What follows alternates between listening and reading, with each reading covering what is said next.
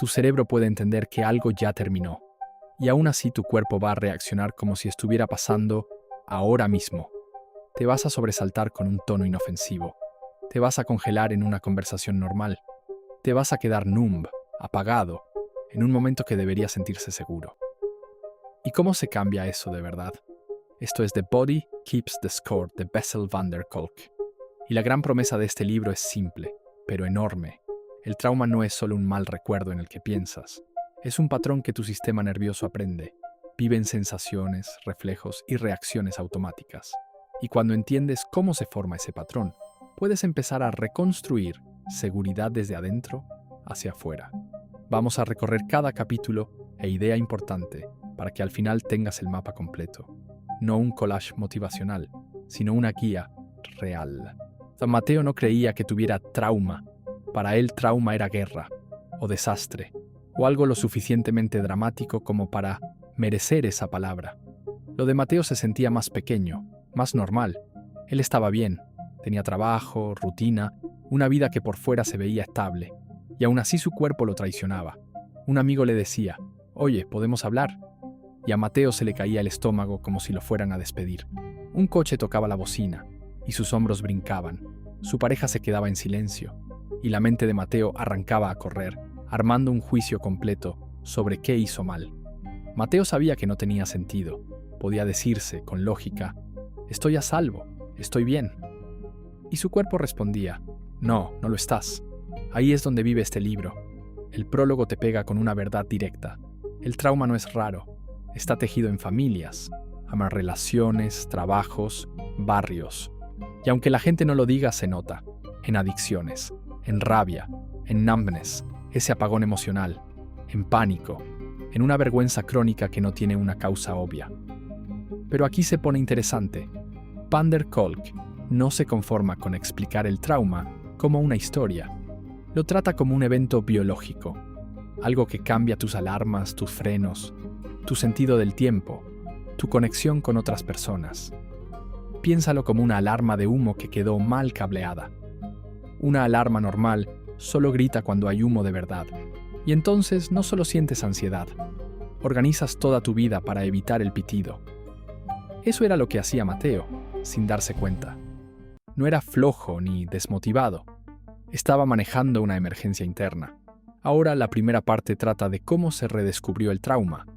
Ahí empieza con un grupo con el que el sistema no sabía qué hacer. Los veteranos de Vietnam. Muchos volvieron a casa, pero por dentro no volvieron.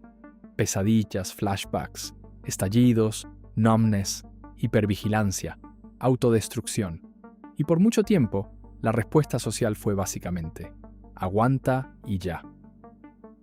Van der Kolk cuenta cómo algunos clínicos empezaron a ver algo clave. Esos síntomas no eran un defecto de carácter.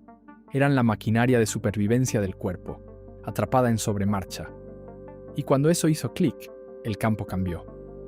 El trauma se volvió algo que podías nombrar y estudiar, en lugar de culparlo como debilidad. Mateo escuchó eso y pensó, ok, pero eso es de veteranos, eso es extremo. Y luego recordó algo. Tenía 12 años, parado en un pasillo, escuchando a sus padres pelear detrás de una puerta cerrada. No distinguía las palabras, pero sí la energía, y la sintió en el pecho. Quédate callado, quédate pequeño, mantente listo. Con los años olvidó los detalles, pero su cuerpo nunca olvidó la lección. Y si alguna vez viviste un momento así, ya entiendes el título de este libro, Más de lo que crees. Después, Van der Kolk entra en cómo la psiquiatría y la neurociencia cambiaron la conversación. Nuevas herramientas, nuevas imágenes del cerebro, nuevo lenguaje, pero también nuevos errores. ¿Qué cuenta como trauma? ¿Y qué hacemos con la memoria? Porque el trauma no es solo un evento, es cómo ese evento queda guardado. La memoria traumática no se comporta como la memoria normal. La memoria normal es como una historia que puedes contar. Tiene inicio, medio y final. La memoria traumática puede sentirse como piezas sueltas de rompecabezas que pisas en la oscuridad. Un olor, o ni un sonido, un tono de voz, una sensación en el cuerpo, y de repente no estás recordando, estás reviviendo. A Mateo le pasó de una forma que le dio vergüenza. Estaba en el supermercado tomando un cartón de huevos. Alguien detrás le pegó al carrito y dijo: «Fíjate, eso fue todo, 2 palabras, nada serio». Pero el cuerpo de Mateo se calentó de golpe, apretó la mandíbula, le temblaron las manos, se giró demasiado rápido, ojos abiertos, listo para pelear. La otra persona se quedó confundida. Mateo murmuró algo y se fue, con el corazón martillando como si hubiera escapado de algo. En el coche se quedó un minuto entero mirando el volante, pensando: ¿qué me pasa? Esa culpa, esa autoacusación, es exactamente lo que van. Der Kolk quiere quitarte. Porque el punto no es que Mateo esté roto. El punto es que el sistema nervioso de Mateo aprendió a sobrevivir. Ahora la parte 2 se pone más técnica, pero de la manera que importa. Habla de lo que tu cerebro hace bajo amenaza. El cerebro de supervivencia es más viejo que tu cerebro pensante. Cuando llega el peligro, tu cuerpo no le pide permiso a tu lógica. Elige velocidad. Por eso aparece luchar, huir, o congelarte, colapsar, someterte. Respuestas instintivas diseñadas para mantenerte vivo. Y el trauma aparece cuando esas respuestas se quedan pegadas. Imagina que pisas el acelerador y el freno al mismo tiempo. El motor grita, el coche tiembla, y no avanzas. Así se puede sentir un cuerpo traumatizado. Mucha energía. Cero liberación limpia. Cero regreso a la calma. Van der Kolk explica cómo algunas personas viven en activación constante, escaneando peligro, incapaces de relajarse. O hacen lo contrario. Se apagan, se van numb, se disocian, se sienten irreales, se desconectan de sus propias sensaciones y creen que la solución es solo hablarlo. Pero hablar por sí solo muchas veces no alcanza los lugares donde vive el trauma, porque el trauma no solo vive en palabras, vive en la frecuencia cardíaca, en la respiración, o en la tensión muscular, en el estómago, en el sueño, en el reflejo de sobresalto. Mateo lo aprendió a la mala cuando intentó pensar para salir del pánico.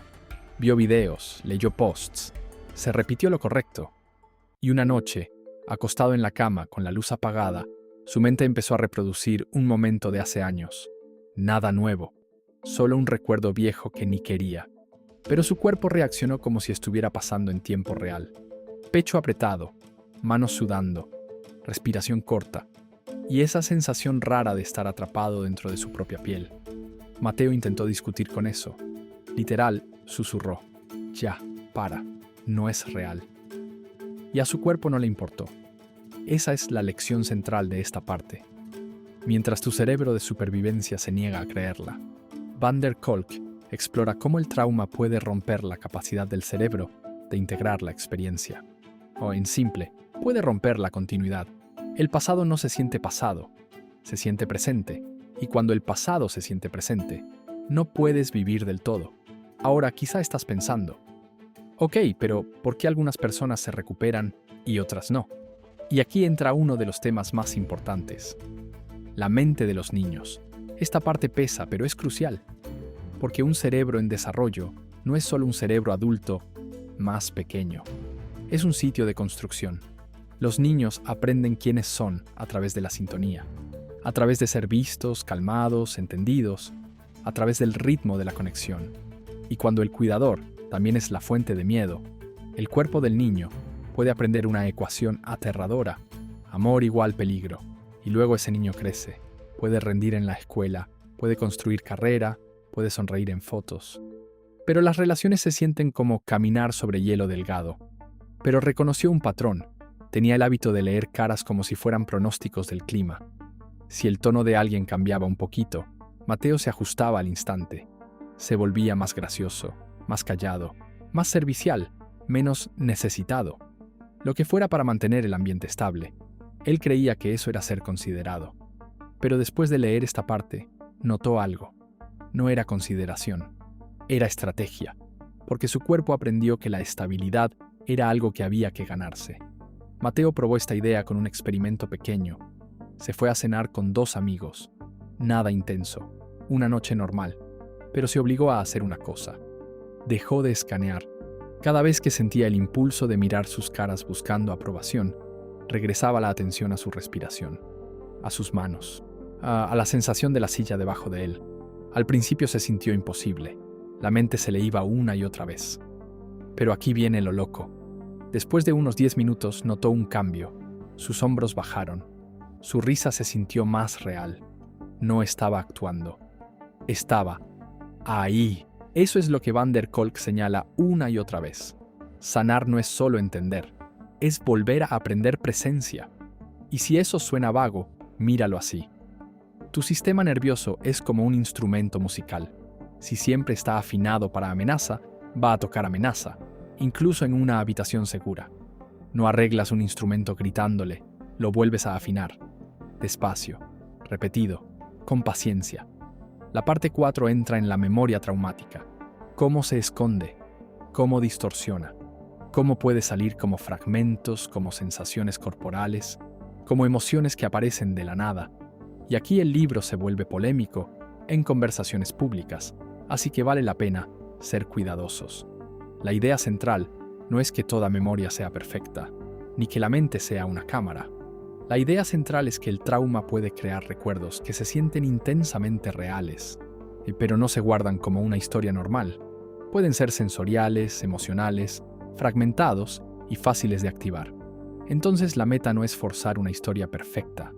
La meta es ayudar al sistema nervioso a dejar de reaccionar como si el peligro todavía estuviera aquí. Mateo tuvo un momento que lo hizo real. Estaba en el andén del metro, con audífonos, esperando. Alguien detrás se rió fuerte. Ni siquiera era para él, pero el cuerpo de Mateo recibió una ola de vergüenza, como si se estuvieran burlando. Un calor en todo el cuerpo, una urgencia de desaparecer. Miró alrededor y nadie lo estaba viendo, y aún así se sintió expuesto. Más tarde recordó tener 14 años, entrando tarde a un salón mientras la gente se reía por otra cosa. Él asumió que era por él, y cargó esa suposición por años sin notarlo. No fue dramático, sin titulares, sin gran evento. Pero el cuerpo escribió una regla. Atención igual peligro. Eso puede ser el trauma. Un conjunto de reglas que tu cuerpo escribe para sobrevivir. Ahora la parte 5 es donde el libro se vuelve práctico.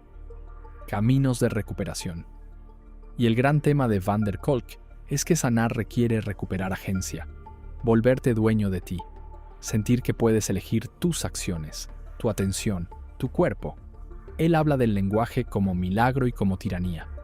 Las palabras pueden ayudarte a crear significado, pueden conectarte con otros, pero también pueden volverse una trampa si te quedas en la historia sin cambiar el estado del cuerpo debajo.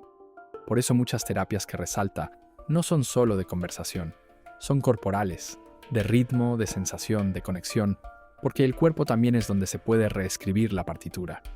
Un capítulo se enfoca en EMDR, un enfoque terapéutico que usa estimulación bilateral mientras revisitas material traumático de forma estructurada.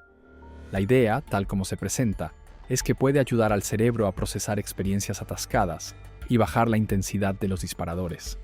Mateo fue escéptico cuando lo escuchó. Sonaba raro, demasiado simple, pero pensó algo. Mucha sanación suena rara, hasta que funciona, como la fisioterapia después de una lesión. Los ejercicios pueden verse tontos, movimientos pequeños, repeticiones lentas, pero reconstruyen función. Mateo no decidió diagnosticarse ni perseguir un milagro, solo actualizó su mentalidad. Esto se parece menos a arreglarme y más a entrenar un sistema. Otro capítulo se centra en el yoga, no como una moda cute de bienestar, sino como una forma de reconectar con la sensación interna, respirar a través de la incomodidad y construir control sobre el cuerpo. Y si algo de esto toca algo personal en ti, está bien ir lento, no tienes que forzar nada. La sanación real no responde bien a la fuerza. Mateo probó una versión simple. No se volvió el tipo yoga. No compró equipo caro. Solo hizo 10 minutos en su sala, una tarde, después del trabajo. Sin música, sin performance, solo movimiento y respiración. En el minuto 3, la mente se le fue a 1000. Quiso parar. Se irritó sin razón. En el minuto 6, el pecho se aflojó un poco. En el minuto 9, notó algo que no había notado en meses. Podía sentir sus pies en el piso. Y para alguien que vive en su cabeza, eso es volver a casa. Porque el trauma puede hacer que tu cuerpo se sienta como un lugar peligroso para vivir. Por eso el camino de sanación muchas veces se ve como volver el cuerpo habitable otra vez. Van der Kolk también habla de liderazgo interno y de partes. La idea de que dentro de una persona pueden existir roles distintos. Una parte que protege, una parte que pelea, una parte que adormece, una parte que complace, una parte que carga dolor. En vez de odiarlas, el enfoque es entenderlas, liderarlas, crear cooperación interna. Mateo tuvo un ejemplo que le cambió la semana. Estaba a punto de mandar un mensaje enojado. De esos textos que escribes con el cuerpo tenso, los pulgares rápidos, la mente convencida de que tienes razón. Y se detuvo para hacer una pregunta distinta. ¿Qué parte de mí está manejando ahora? Y lo sintió. No era su parte calmada, era una parte protectora que se sentía acorralada. Así que Mateo no lo envió. Se levantó, fue a la cocina, tomó agua y esperó a que el cuerpo bajara. Luego reescribió el mensaje, más corto, más claro, menos filoso. Y el resultado fue brutal. La conversación no explotó. Avanzó, no porque Mateo se volviera perfecto, sino porque no dejó que un reflejo de supervivencia tomara el volante.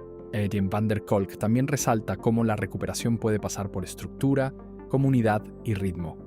Conexión en grupo, teatro, movimiento, percusión. Cualquier cosa que ayude al sistema nervioso a experimentar sincronía segura con otras personas. Porque muchas veces sanar requiere conexión segura. Si alguna vez te sentiste más tranquilo solo por estar cerca de alguien que se siente estable. Ya probaste esto. Es como si tu sistema nervioso tomara prestado su ritmo, hasta que el tuyo puede sostenerse solo. Mateo lo vio en un lugar inesperado. Se metió a una clase pequeña de improvisación, como reto. No quería ser comediante, solo quería dejar de sobrepensar. El primer día su cuerpo estaba tenso, se sintió expuesto, pero había reglas. Apoyas a tu compañero, no atacas, construyes. Después de algunas sesiones, Mateo notó algo que lo dejó en shock. Podía hacer contacto visual sin prepararse para el golpe. Podía hablar sin ensayar cada frase. Podía ser espontáneo, sin miedo. Pero era entrenamiento. Conexión segura, repetida. Reprograma la expectativa. Y ese es un tema mayor del libro. Sanar no es solo sobre lo que pasó. Es sobre lo que pasa. Después, de forma consistente, en tu cuerpo, en tus relaciones, en tu sentido de agencia. El epílogo lo aterriza. Hay decisiones que tomar. El trauma no solo afecta a individuos, afecta a familias, escuelas, sistemas, puede moldear culturas enteras. Pero el libro se niega a terminar en desesperanza. Termina con posibilidad, con herramientas, con un mapa que dice, tu cuerpo aprendió esto, y tu cuerpo puede aprender otra cosa. Y antes de cerrar, saquemos lo práctico de una forma que puedas usar de verdad. Empieza a separar tus pensamientos de las alarmas del cuerpo.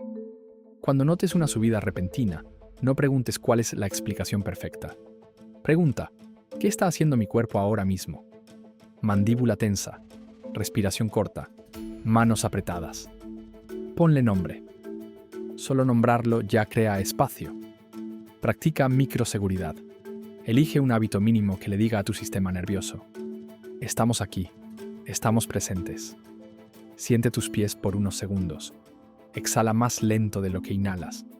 Mira alrededor y nombra 5 objetos. Pero potente.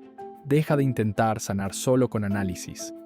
El insight importa, sí, pero tu cuerpo necesita experiencias. Agrega una práctica corporal que puedas tolerar. Caminar sin audífonos. Estirar 5 minutos. Movimiento suave.